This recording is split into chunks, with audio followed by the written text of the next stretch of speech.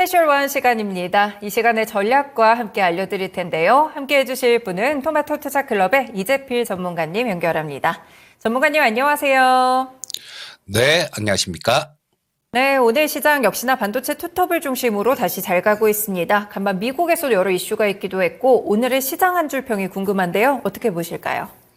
여전한 변동성 장세, 이렇게 정해봤습니다. 네, 쉽사리 좀 안도하거나 혹은 또 너무 보수적으로 생각하기는 안 되는 그런 까다로운 장세가 펼쳐지는 것 같습니다. 오늘 시장의 포인트들 함께 짚어주시죠.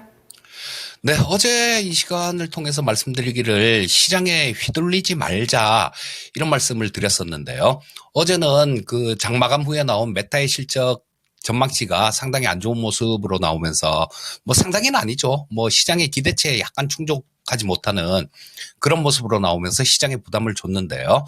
자, 오늘은 그 반대의 요인들이 우리 시장을 코스피 시장을 강하게 유지해주고 있는 모습이죠.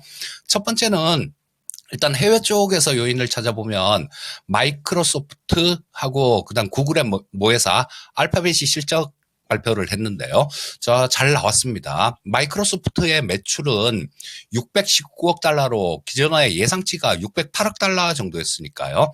약 상당히 뭐 11억 달러 정도나 많이 초과하는 그런 모습이 나왔습니다. 거기다가 EPS 또한 마찬가지 2.94달러로 기존 예상치 2.83달러를 넘어서는 그런 실적 발표를 해서 우리 시장에 좀 훈풍으로 작용했고요. 자, 그 다음에 더 좀 큰 거는 알파벳이었었죠.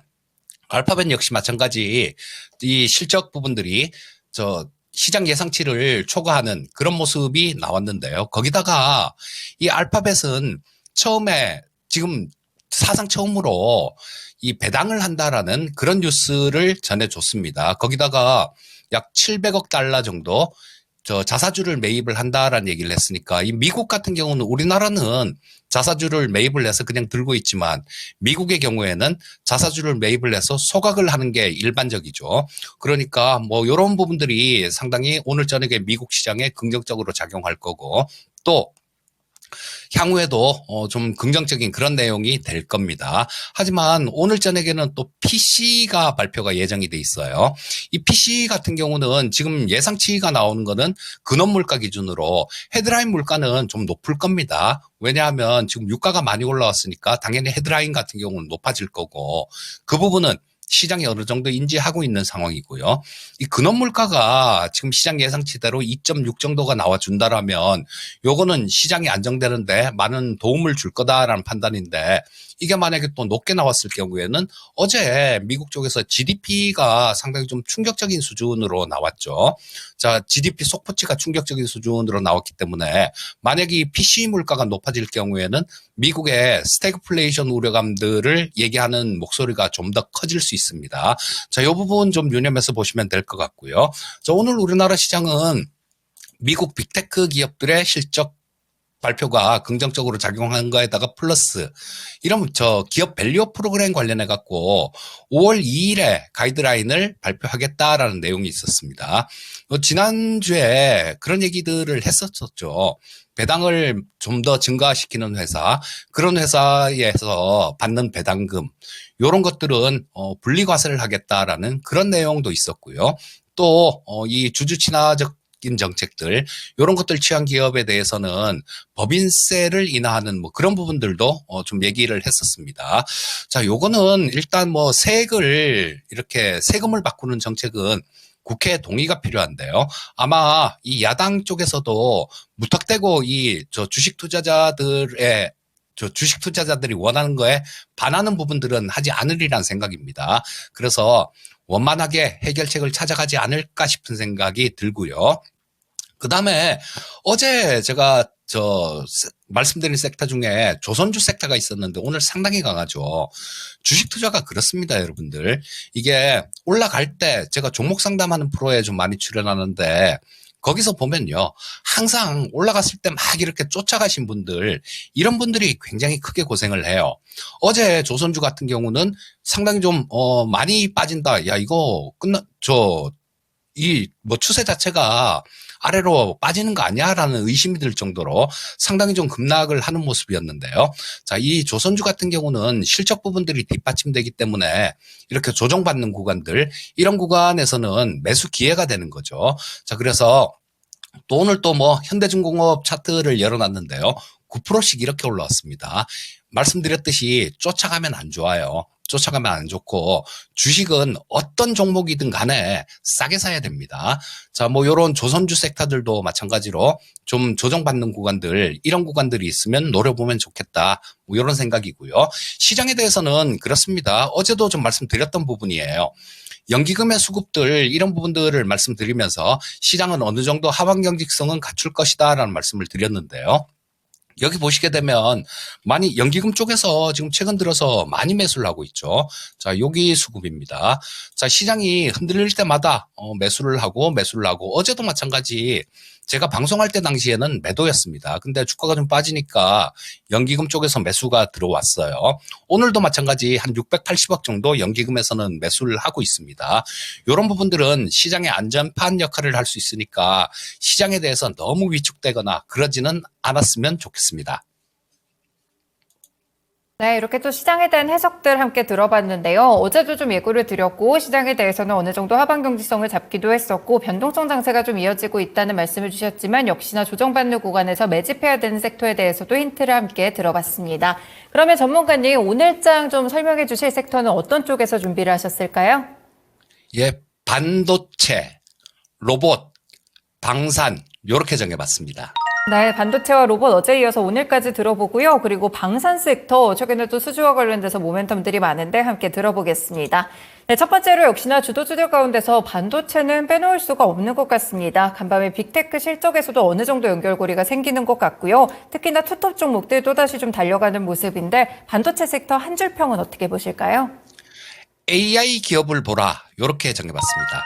네, 인공지능과 반도체 결합되면서 정말 수많은 섹터들이 상승하는 모습들을 나타내고 있습니다. 반도체에 대한 전략들 함께 전해주시죠. 자, 어제 또 이 반도체에 관련되는 부분들을 말씀드리면서 이 메타 쪽, 요런 쪽도 좀 말씀을 드렸죠. 어제 시간외에서 벌써 보이는 차트가 메타 차트입니다.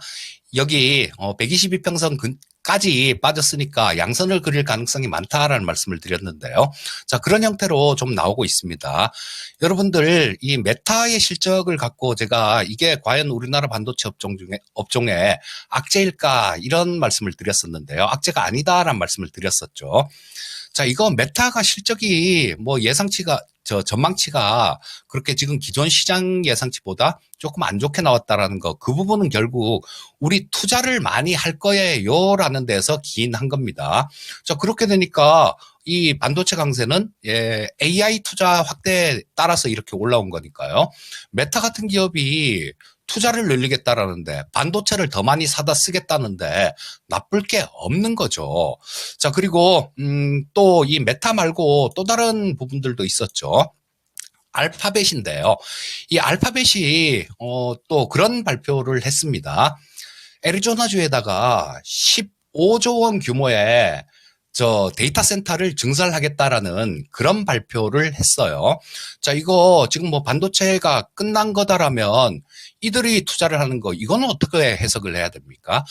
며칠 전에 나온 뉴스들, 그쪽에서는 우리 손정혜 회장님께서도 마찬가지 AI에 1조 5천억을 투자하겠다.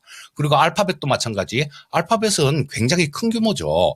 이렇게 데이터 센터를 구축하겠다. 그리고 샘 알트만 같은 경우는 9천조를 펀딩을 해서 그거로 AI 생산부터 반도체 생산부터 시작해갖고 모든 걸 다 갖추는 그런 계획을 좀 얘기한 적이 있는데요. 이 부분은 물론 실현 가능성은 그렇게 아주 크다라고 볼 수는 없습니다. 그렇게 한다라는 것 자체가 어떤 걸 의미하겠습니까? 반도체가 모자란다라는 얘기예요. 또 TSMC 같은 경우도 마찬가지로 다른 쪽에서는 모르겠는데 AI 칩의 경우에는 우리가 아무리 노력을 해도 힘들어요. 맞추기가 힘들어요. 이런 얘기를 했어요. 자, 그러면 AI로 인해 갖고 촉발된 반도체 기업의 상승, 이게 여기서 끝났다라고 볼 수 있겠습니까? 아니겠죠. 자, 그러면 일단 뭐 주가 자체도 좀 살펴봐야 되겠죠. 자, 지금 알파벳이라는 종목에 제가 요 차트를 좀 열어놨는데요. 자, 지금 이 알파벳 같은 경우는 어제 종가는 156달러 정도로 마감이 됐습니다. 하지만 지금 시간 외에서 아까 말씀드렸던 부분들, 그런 부분들이 부각되면서 시간 외에 굉장히 좀 강한 모습인데요. 174달러, 지금 174.27 정도네요. 그까지 올라왔습니다. 그렇게 되면 174달러면 어딥니까? 지금 여기가 156달러고 전고점 여기 해봤자 160달러도 안 돼요. 자, 그러면 오늘 저녁에는 이걸 훌쩍 뛰어넘고 갭으로 그냥 확 뜬다라는 얘기입니다. 그러면 알파벳의 주가는 사상 최고치를 기록하게 되는 거예요. 자, 그렇다면 이런 부분들, 알파벳은 AI의 대명사지 않습니까? 구글의 모회사니까요. 이런 기업들이 주가가 지금 또 일부는 좀 하락하는 종목도 있지만 알파벳 같은 종목은 사상 최고가를 기록한다라면 이거를 AI가 어렵다, 거품이다 이렇게 얘기할 수 없는 거고, 거기에 따라서 반도체 종목들 이쪽도 끝났다라고 얘기할 수가 없는 거겠죠. 그리고 또 지금 최근 들어서 이 주식시장을 좀 많이 괴롭혔던 게 ASML의 실적 발표하고 난 다음에 시장이 괴로웠고, TSMC가 실적 발표를 하면서 시장이 괴로웠고, 또 어제 같은 경우는 메타가 실적 발표를 하면서 시장이 괴로웠습니다. 근데 오늘은 마이크로소프트하고 알파벳이 좋은 실적을 내놓으면서 이 시장을 어느 정도 받쳐주는 그런 모습이 나오고 있어요. 자, 그러면 일단 1단락은 된 겁니다. 엔비디아의 실적에 대한 부분들이 확인하는 과정이 좀 남아 있긴 하겠지만요. 엔비디아는 5월 말 정도의 실적 발표 예정입니다. 그러니까 당분간은 이 빅테크 기업들의 실적이 또 실적 전망이나 이런 것들이 시장을 괴롭힐 일도 없다라는 거예요. 자, 그러니까 이 반도체 쪽 같은 경우는 아까도 좀 말씀드렸듯이 뭐든지 쫓아가면 안 됩니다. 반도체 쪽 같은 경우는 시장이 좀 흔들릴 때, 그럴 때 차근차근 이렇게 매수해 나간다라면 가장 좋은 투자 대안이 될 수 있는 게 반도체 쪽이다. 이렇게 말씀드리겠습니다. 네, 반도체 쪽 조정받을 때 계속 관심권을 두셔야겠습니다. 사실상 빅테크 기업들 가운데 인공지능에 대한 사업을 투자하지 않는 기업은 없죠. 알파벳도 어느 정도 AI에서 뒤처지지 않나 우려감이 있었지만 그 우려감을 실적에서 같이 불식시키면서 오늘 시간에서 11% 급등 마감했습니다. 이제 빅테크 기업들의 실적 마무리는 엔비디아 실적 발표 전까지는 어느 정도 갭이 좀 있기 때문에 이 기간을 잘 이용해 보시면 좋을 것 같네요. 그러면 두 번째로 로봇 섹터 넘어가 봅니다. 전문가님, 로봇주들은 한 줄평 어떻게 보실까요? 이제 막 개화한 성장 산업, 이렇게 정해봤습니다. 네, 어제도 저희가 이쪽 성장 섹터에 대한 설명들을 같이 들어봤는데 로봇 섹터에 대해서 전략 알려주세요. 자, 지금 우리 빅테크 기업들이 AI를 또 투자를 하면서 굉장히 많은 기업들이 로봇 쪽에 또 투자를 하고 있죠. AI 쪽에 이렇게 많이 굉장한 돈이 들어가고 있다라는 거는 이게 의미하는 바는 그 이후를 생각하는 겁니다. 사실 우리 지금 AI 쪽에서 수익 나올 수 있는 부분들 한번 곰곰이 생각해 보면요. 오픈 AI가 챗 GPT, GPT-4 요거를 유료화한다라는 거, 그리고 유료화 버전들을 좀 내놓는다는 거, 거기서 얻어지는 수익들, 과연 이 수익을 보고 이 빅테크 기업들이 거기에 투자를 했을까요? 거기에 그 엄청난 돈을 그걸 보고 투자하지는 않았을 겁니다. 자, 라마, 그러니까 메타에서 만든 라마라는 AI 같은 경우는 심지어는 오픈소스로 이렇게 제공까지도 합니다. 자, 그러니까 이런 부분들이 무료로 제공되는 부분들도 막 있고, 그러니까 이쪽에서 오픈 AI나 다른 기업들에서 유료로 이렇게 하는 부분들, 그래서 거기서 수익이 날 수 있는 부분들, 이런 것들은 한계가 있다는 얘기예요. 그래서 이 빅테크 기업들 같은 경우는 이 AI에 대한 투자를 조그만 거 그게 아니라 엄청나게 좀 큰 그림을 보고 투자하는 거다라고 말씀드리고 싶고요. AI가 이렇게 발전함에 따라서 가장 크게 수익을 볼 수 있는 부분들은 로봇하고 신약 개발 섹터입니다. 자, 로봇은 두말 할 것 없이 지금 엄청나게 큰 시장이죠. 왜냐하면 나중에 그 인간의 일들 이런 것들을 로봇이 다 대체하게 될 겁니다. 얘기들 나오는 거 보면 로봇이 다 대체하고 인간은 기본 저 기본소득 이런 걸 받으면서 자기가 하고 싶은 일을 하면서 살면 된다. 뭐 이렇게도 얘기를 하던데요. 자, 로봇 같은 경우는 그렇습니다. 지금 우리가 흔히 생각하면 뭐 로봇 태권브이 막 이렇게 생각을 하니까 먼 미래다 이렇게 보고 있는 거예요. 자, 그런데 꼭 이것만 로봇은 아니에요. 지금 현재 전 세계에는 약 380만 대의 산업용 로봇이 벌써 이 각 공장에 들어가서 생산을 하고 있습니다. 우리 반도체 공장이나 뭐 저 자동차 공장 같은 쪽들 이런 쪽들 보게 되면 거기서 뭐 로봇 팔이죠. 뻘게 갖고 커다란 거 스파크 팍팍 튀기면서 그렇게 일을 하고 있어요. 자, 근데 요런 부분들이 서서히 좀 바뀌어 나갈 겁니다. 이 로봇 산업은 이게 제품별로 성장 스토리가 좀 따로 이렇게 돼 있습니다. 지금 처음에 가장 빠른 속도로 가장 크게 성장할 섹터들은 협동 로봇 섹터다라고 보시면 돼요. 협동 로봇은 어떤 거냐 하면 우리 방금 말씀드렸던 그 산업용 로봇을 대체할 수 있는 그런 부분들이고 거기에 단점을 보완할 수 있는 것들인데요. 자, 이 산업용 로봇 같은 경우는 법적으로 위험이 있기 때문에 사람하고 같은 공간에서 일을 할 수가 없습니다. 그래서 사람하고 같이 이렇게 같은 공간에서 일을 할 수 있는 협동 로봇이 필요한 거예요. 자, 그리고 최근에는 이 산업용 로봇 말고 협동 로봇도 어느 정도 지금 이 공장들이나 이런 데 좀 침투가 많이 되고 있죠. 협동 로봇은 이것뿐만 아니라 지금 치킨집 같은데 이런 데서도 뭐 그거는 그렇게 어려운 기술도 아닙니다. 과거에 몇 년 전까지만 하더라도 와, 로봇이 치킨을 튀기네 이렇게 얘기를 했지만 지금은 그렇게 어려운 기술도 아니에요. 자, 그래서 이런 부분들 저 같아도 만약에 제가 자영업을 한다고 하더라도요. 이 뭐 치킨집을 한다라면 그 로봇 한 대 쓸 것 같습니다. 굉장히 인건비에 보다 굉장히 저렴한 수준이에요. 또 뭐 이 다음에 또 커갈 섹터들은 그런 쪽들이 있을 수 있겠죠. 서빙 로봇, 자율주행 로봇 이런 것들. 지금 이 시장도 급격하게 커질 가능성이 있습니다. 어제 제가 좀 추천의 말씀을 드렸던 레인보우 로보틱스의 홈페이지를 시청자님 한번 가서 보십시오. 거기에 어떤 내용이 있냐면요. 서빙 로봇, 식당 같은 데서 이렇게 서빙을 하는 로봇이에요. 그거를 420만 원에 살 수 있습니다라는 그런 글들이 있어요. 자, 원래 가격은 420만 원이 아닙니다. 레인보우 로보틱스가 아무리 원가 경쟁력을 갖추고 있고 그렇다고 하더라도 그 가격에는 안 돼요. 원래 가격은 한 1,400만 원 정도가 됩니다. 근데 이거는 정부나 각 지자체에서 그 도입을 하는 지금 도입 초기 단계니까 도입을 활성화하기 위해서 지원금을 줘요. 자, 우리 앵커님 만약에 식당을 하시면 420만 원이면 이거 한 대 사시겠습니까? 안 사시겠습니까? 저 같으면 살 것 같아요. 자, 지금까지 이 서빙 로봇에 국내 도입된 거 70%가 중국산 로봇이었어요. 근데 그거를 빠르게 우리나라 제품들이 또 대체할 겁니다. 자, 그렇다면 이 부분도 성장 스토리가 딱 짜여져 있죠. 그 다음에는 사족 보행 로봇도 있을 거고요. 휴머노이드 로봇을 만들어서 뭐 자동차 제조 공장이나 보스턴 다이나믹스, 그러니까 현대차가 인수한 기업이죠. 그쪽에서도 현대차 공장에다가 이 휴머노이드 로봇을 투입을 할 거고요. 삼성전자 역시 마찬가지 반도체 공장에 로봇을 투입을 하게 될 겁니다. 자, 그렇다면 이게 제품별로 성장 스토리가 이렇게 정해져 있어요. 뭐 어떤 게 먼저 개화하느냐, 어떤 게 먼저 커가느냐 이런 부분인데 지금 협동 로봇, 그리고 서비스 로봇, 그 다음에 사족 보행 로봇, 휴머노이드 로봇 이런 식으로 계산을 하시면 될 겁니다.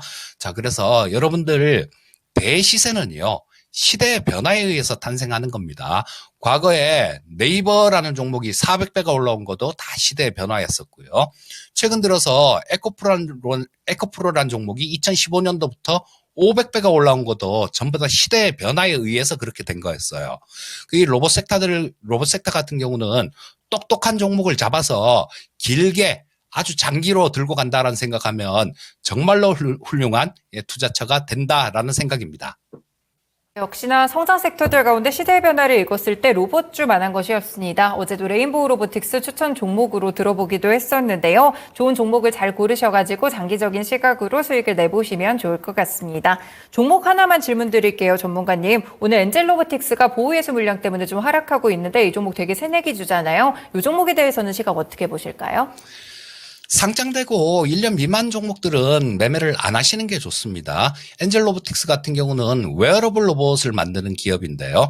웨어러블 로봇 같은 경우는 지금 삼성에서도 마찬가지 보핏이라는 웨어러블 로봇을 만들어서 지금 뭐 판매를 하고 있죠. 자, 그렇다라면 이런 부분들이 지금 엔젤 로보틱스 같은 경우는 처음에 상장된 종목이라서 시가총액이 지금 너무 커요. 자, 보시게 되면 요게 시가총액이 아직까지도 5,900억 정도 되는 기업이죠. 자, 요거 실적 한번 보시게 되면 실적에 대한 확인 부분들이 아직 안 됐기 때문에 얼마나 늘어날지를 알 수가 없다라는 겁니다. 그래서 뭐 일단 엔젤 로보틱스 같은 경우는 상장되고 난 다음 그 저점까지도 깨고 내려갔으니까요. 완전히 자리 잡기 전까지는 관심을 갖지 않는 게 좋을 것 같습니다. 네, 새내기 주기 때문에 보호예수 같은 변동성도 좀 있을 것 같고요. 일단은 이보다는 조금 더 안정적인 선택지를 고르시면 좋을 것 같습니다. 네, 그러면 마지막 섹터인 방산에 대해서도 한 줄 평 알려주세요. 방산은 세계로 뻗어가는 K방산 이렇게 정해봤습니다. 네, 최근에 정말 K 방산 종목들이 지정학적 리스크를 타고 수주 소식도 굉장히 자주 들려오는 것 같습니다. 방산 섹터는 오늘자 어떻게 봐야 될까요? 자, 작년에 2023년도 말 기준으로요. 우리나라 방산 수주 잔고가 117조를 기록했습니다. 이게 2022년 말에 101조였어요. 그리고 그 전에는 70조 정도 수준이었습니다. 자, 방산 수주 잔고가 이렇게 급격하게 늘어나고 있다라는 거는 그 산업이 성장하고 있다라는 얘기죠. 크게 성장하고 있다라는 얘기입니다. 자, 근데 작년에 실제로 방산 수출 같은 경우는 좀 줄었어요. 재작년보다. 이거는 왜냐하면 우리나라 수은법이 그냥 그대로 있는 상태에서 수출을 하고 싶어도 계약 체결을 할 수가 없는 상황이었습니다. 그런데 작년조차도 굉장히 고무적인 일은 뭐였냐면요. 재작년에 방산 수출한 국가가 4개 국가 정도가 됐어요. 작년에는 12개로 늘었습니다. 이 무기체계라는 게 원래 그렇습니다. 어떤 한 개 무기체계를 사용을 하다 보면요. 예를 들어서 뭐 우리나라 K9 자주포나 뭐 이런 것들을 좀 사용해 본 나라는요. 거기다 탄약 공급을 하는 탄약 운반차들 이런 것들도 사고 싶을 거고요. 또 그 포탄 같은 거, 사거리 연장탄 같은 거 우리나라에 있으니까 그런 것도 관심을 가질 겁니다. 그래서 하나를 이렇게 도입한 국가들 같은 경우는 또 따라서 관심 갖고 이렇게 꼬리에 꼬리를 물고 들어오는 경우가 되게 많아요. 거기다가 방산 쪽 같은 경우는 방산 제품 같은 경우는 MRO 시장이 굉장히 큽니다. 유지 보수를 하는 거죠. 자, 수출하는 국가가 늘고 방산 수출이 는다라면 거기에 따라서 MRO 시장도 같이 굉장히 커진다라고 보셔야 돼요. 자, 지금 방산 수주 잔고들 늘어나고 계약 체결 계속되는 부분들을 본다라면 마치 2000년대 초에 제가 현대미포조선을 4,000원에 사서 5,000원 좀 넘게 돼서 팔고 난 다음에 기분 좋다고 뭐 많이 먹었다고 술을 그때 한 잔 이렇게 마시고 막 그랬던 기억이 있는데요. 그 정말 어리석은 선택이었죠. 마치 그때 조선주를 보는 듯한 뭐 그런 느낌도 좀 듭니다. 그렇기 때문에 이 방산 쪽 같은 경우도 상당히 좀 커나갈 수 있는, 많이 클 수 있는 그런 부분이에요. 지금은 세상에 2가지 전쟁이 있지 않습니까? 러시아하고 우크라이나 아직까지도 전쟁 중이고요. 이스라엘하고 뭐 팔레스타인 지구에 있는 하마스나 헤즈볼라 뭐 좀 더 범위를 넓히게 되면 이란 쪽도 되게 되겠죠. 이 2가지 전쟁이 지금 안보 의식을 굉장히 강하게 키웠고요. 또 트럼프가 만약에 대통령이 된다라면 이 부분이 상당히 안보 의식이 상당히 높아질 거예요. 왜냐하면 트럼프는 그런 얘기를 했죠. 방위비 제대로 그들이 요구하는 거는 GDP의 2%죠. 이 정도 납부 안 하면 니들 우리 안 지켜줄 거야. 같은 나토 국가라도. 그런 얘기를 했습니다. 자, 그래서 이런 부분들 전부 다 다수의 안보 위험으로 작용할 수 있는 부분들이에요. 이런 것들은 필연적으로 국방비, 방위비 증가로 이어질 수밖에 없으니까요. 뭐 우리나라 방산 같은 경우는 호재다라고 봐야 되겠죠. 자, 그런데 방산 쪽들도 예전에는 뭐 빅텍, 스페코 같은 종목들, 북한에서 뭐 미사일 한번 쏘면 움직이는 종목들, 이런 쪽들을 매매를 자주 했는데 그런 거 아닙니다. 이제는 실적 증가 요인이 큰 대형 방산주 위주로 투자를 하시는 게 바람직한 투자다라고 말씀드리겠습니다. 네, 방산주 예전만 하더라도 북한과 관련된 모멘텀으로 좀 들썩이고 테마성이 좀 강했었는데 요즘은 그렇지 않습니다. 이 성장의 한 축으로서 최근에 이 지정학적인 리스크, 전쟁들이 도사리고 있는 모습 속에서 수주를 통해 차근차근 실적까지 연결되고 있는 종목들이 많은데요. 대형 방산주들 위주로 함께 또 투자 전략을 제시해 주셨습니다. 네, 이렇게 세 가지 섹터 들어봤고요. 오늘 좀 관심 종목 있을까요, 전문가님?